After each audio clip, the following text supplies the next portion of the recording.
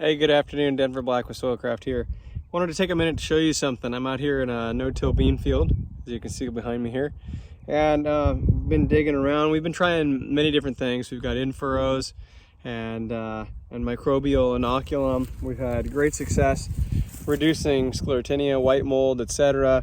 Working on improving yields through more dense beans, right through calcium rather than through potassium or nitrogen. Not that those aren't important, they are, but timing and proximity. But also what we're looking at out here is trying to reduce disease when we're no-tilling, so trying to reduce things like rhizoctonia at planting. So what I wanted to show you was we've seen this two different times now, where when we use different things to burn down the in this case triticale or timothy that we're sowing into.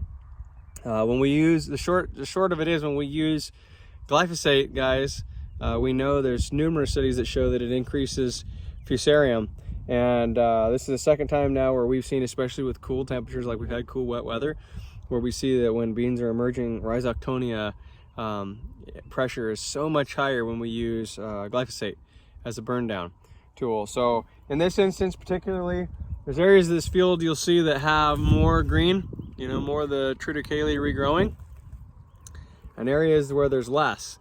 In areas where there's less, that means that when they sprayed the glyphosate, there were growing plants here, and that's why there aren't any now. In areas where it's greener, it means it hadn't greened up again yet when it was sprayed, and so there was really nothing active when it came to the glyphosate. So what we're finding here is where there's less green, because the glyphosate was active and it terminated the triticale.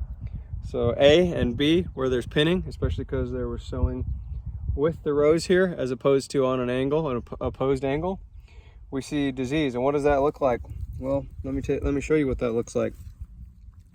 That looks like nasty little craggy root. You see that right there? My camera will focus. Come on, camera, focus.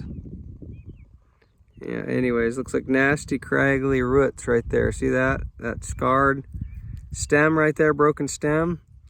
And rhizoc. I'll turn the camera around and see if I can get you a better angle. It looks like holes in the stem. There's another one right there.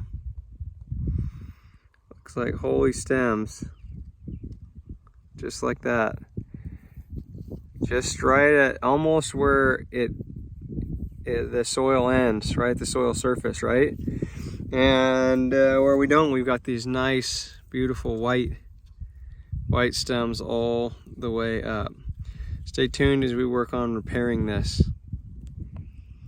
Thanks much, and God bless.